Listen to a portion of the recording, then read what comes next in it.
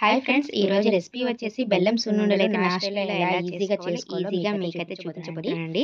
చాలా సింపుల్‌గా చేసి ఎవరైనా బిగినర్స్ అయినా కూడా ఈజీగా చేసేసుకోవచ్చు. పిల్లలకి కాస్ట్ కూడా ఎక్కువ ఏమి ఉండదు మనకి. మనం ఫ్రై చేసుకునే దాంట్లోనే మనకి సున్నుండలు అనేది బలాన్ని ఇస్తుంది. ఒకసారి మీరు ట్రై చేయండి. ముందుగా ప్రాసెస్ అయితే స్టార్ట్ చేసేద్దాం. గ్యాస్ మీద మందపాటి కడాయి అయితే మందపాటి కడాయి తీసుకొని దాంట్లో 1 కప్ నేనైతే ఇక్కడ పొట్టున్న పప్పు అయితే తీసుకున్నానండి. మీరు నార్మల్ పప్పు నేను పొట్టున్న పప్పు నేను దబ్బపప్పు తీసుకున్నానండి. ఇది ఈవెన్‌గా మొత్తం మీడియం ఫ్లేమ్‌లోనే బాగా ఫ్రై చేసుకోవాలి. హై ఫ్లేమ్‌లో అనేది అస్సలు పెట్టకూడదండి.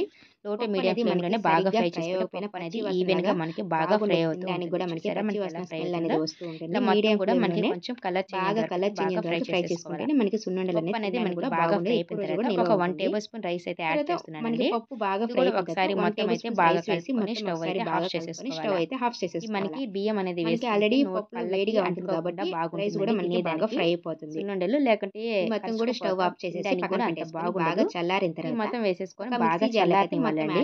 బాగా చల్లారిన తర్వాత యాడ్ చేసుకోవాలండి. జార్లో అయితే వేసేసుకోవాలి. మిక్సీ జార్లో వేసేసుకొని ఒక 3 ఇలాచి కూడా యాడ్ స్మెల్ కోసం ఇక్కడైతే నేను వరకు 3 యాలకులు అయితే ఇలాగా నేనైతే కొంచెం ఇలాగా మిక్సీ కూడా వేసేసి మెత్తగా మిక్సీ పట్టేసుకోవాలి. పిండిగా నేనైతే ఇక్కడ కొంచెం బరగ్గా తీసుకుంటున్నాను. మా ఇంట్లో మరి మెత్తగా ఉన్న తినరు. కొంచెం సాఫ్ట్గా కావాలంటే కొంచెం మెత్తగా మిక్సీ పట్టేసుకోండి. మెత్తగా ఇంకొంచెం మెత్తగా అదే క్వాంటిటీలో దీనికైతే నేను ఇక్కడ 1 బెల్లం అయితే మినపప్పు తీసుకున్నాను కాబట్టి 1 కప్ బెల్లం వేసుకుంటే మనకి కరెక్ట్ క్వాంటిటీ అయితే స్వీట్నెస్ అయితే సరిపోతుందండి. మీకు ఇంకా ఎక్కువ కావాలా అనుకుంటే ఇంకొంచెం యాడ్ చేసుకోవచ్చు. నేను ఇదైతే కరెక్ట్‌గా మెజర్మెంట్స్ అయితే సరిపోతుందండి.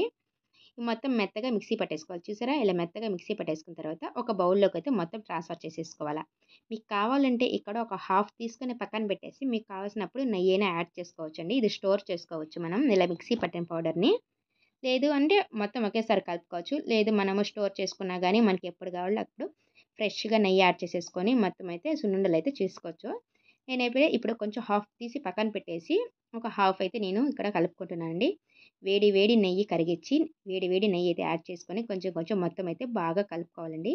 మనకి ఉండలకి ఎంత సరిపోతుందో నెయ్యి అంత నెయ్యి అయితే యాడ్ చేసుకోవాలా. మొత్తం నెయ్యితోనే వేసేసి కొంచెం కొంచెం యాడ్ చేసుకుంటూ కలుపుతూ ఉంటే మనకి ఈవెన్‌గా మొత్తం అయితే బాగా కలిసిపోతుంది. ముద్దలు కూడా మనకి బాగా వచ్చేస్తాయండి. చూసారా? ఇలా బాగా కలుపుతూ ఉండాలా. వేడి నెయ్యేస్తేనే మనకి ఉండలకి బాగుంటుందండి. చూసి ఇప్పుడైతే మనకి ఏ సైజులో కావాలో ఆ సైజులో అయితే చేసేసుకుంటే మనకి సున్నుండలు అయితే రెడీ అయిపోయినాయి. చూసారండి? ఇప్పుడు సమ్మర్ హాలిడేస్ కదండీ పిల్లలకి. ఇప్పుడు ఈ సమ్మర్‌లో మనకి ఈ పిల్లలకి ఇది ఇచ్చిన ఈవినింగ్ స్నాక్స్ కానీ పిల్లలు ఊరికే అడుగుతూ ఉంటారు కదా! స్నాక్స్ ఏమైనా ఉంటే ఇవ్వండని. ఇలా చేసి పెట్టండి. వాళ్ళకి కూడా హెల్తీగా ఉంటుంది. తినడానికి కూడా మనకి బాగుంటుందండి. మీరు ఒకసారి ట్రై చేసి ఎలా వచ్చిందో కామెంట్ చేయండి ఫ్రెండ్స్. మన ఛానల్‌ని ఎవరైనా ఫస్ట్ టైం చూస్తుంటే సబ్స్క్రైబ్ చేసుకోండి ఫ్రెండ్స్. అలాగే లైక్ కూడా చేయండి ఫ్రెండ్స్. బాయ్.